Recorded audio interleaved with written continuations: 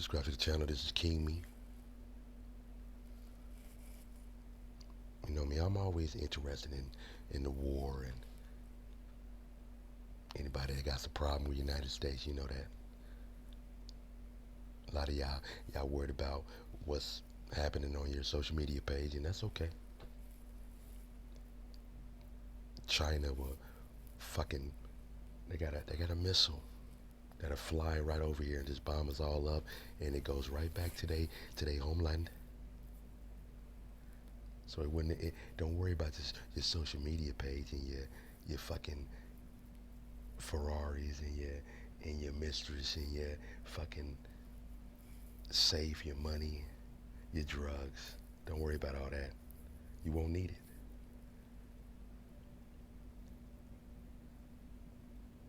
But you know what, United States, we always got we always got shit up our sleeves. You know? We always got something up our sleeve.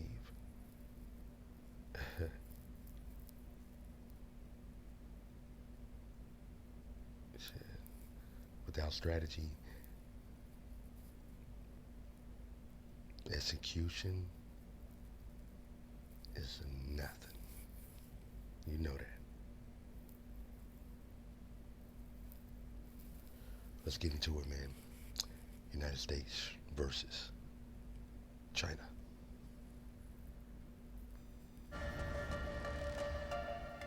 So if it came to war, how would it actually play out? We have to be able to sink the PLA Navy, the largest Navy in the world today. We have to put it under the water, down to Davy Jones's locker. We have to sink that fleet. Former Director of Intelligence and Information Operations for the US Pacific Fleet, Captain James E. Fennell, has war-gamed an invasion of Taiwan and says China would use a tactic learned from the US military Operation Desert Storm during the First Gulf War. The strategy called shock and awe. We know from Chinese writings that they've studied Desert Storm. The Chinese have thousands and thousands of ballistic missiles that are arrayed along the Chinese East Coast, and those rockets and those ballistic missiles would be targeting Taiwan's key nodes, military centers, their ports, their airfields, known garrison locations of Taiwan Army forces. I think there's no question in my mind that China, once they make the decision to do this, they will come full bore, like a crazy man with an axe. The skies over Baghdad have been illuminated. In the first Gulf War, the United States bombed Iraq for 42 days and 42 nights consecutively in order to achieve its objectives. There is nothing that's stopping China from doing that, and there is very little the United States can do to affect it, except at very, very great cost. Both sides know how this is going to play out. The only question is who's got the most will. Malcolm, in terms of firepower, though, China has some very impressive weaponry. Yeah, they're developing this very long-range strike capability that is designed to be able to strike at the US and its allies.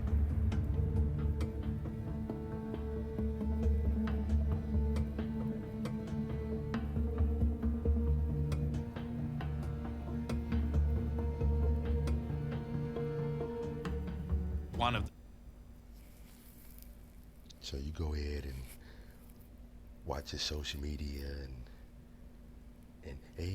and go out and go party tonight. That's what I be talking about. That's what I be talking about, youth. You know, when I tell you to study and understand what's going on around you. You know, China got some missiles that can take out United States, you know what I'm saying, with a flash.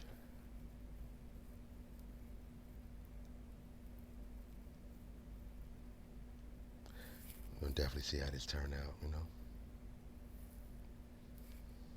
The systems they're developing is the DF-26, which is an intermediate-range ballistic missile that can strike at US carriers as far out as Guam. If they can sink aircraft carriers, that's a huge loss of life. Each aircraft carrier has about 5,000 personnel on board. So the potential for the Chinese to impose huge cost on the US and its allies, including Australia, is very real. 以史为鉴，开创未来。 China's President Xi Jinping ensures his country's military might is there for his people and the world to see. Target 2906, target 2062 on guard.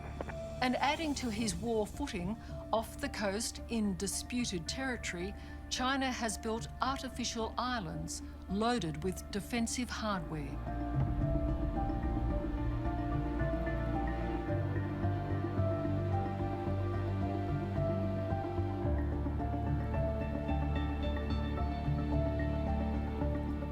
Dr. David Brophy argues China is simply defending its coastline, just as we do in Australia. We do have to remember this is all playing out along China's coastline. To talk about deterring China, what that is effectively saying is that we want to maintain a favourable military balance right up to your doorstep, that we will be able to dominate in a situation of conflict anything that takes place right off your coast. Now, just imagine if a country on the other side of the world said that to Australia, that we want to prevent you from being able to control militarily the territory off your coast. I think we in Australia would regard that as a hostile posture. And Dr. Brophy cautions an all-out war between the world's superpowers could well involve nuclear weapons. I don't think there's any way we can confidently say that this can be contained to a... Hey, youth, when you hear that nuclear, when you hear that, adios. Nuclear. I mean, that's just, come on, man.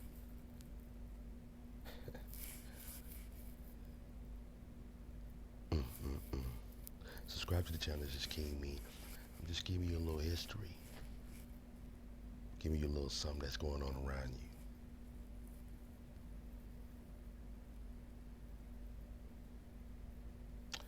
It's not looking too good. I ain't gonna lie to you.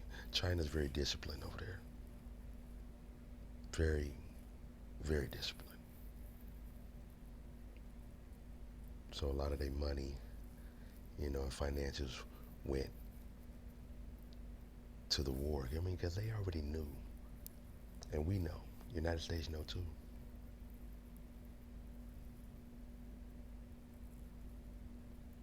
Make the best one win, huh?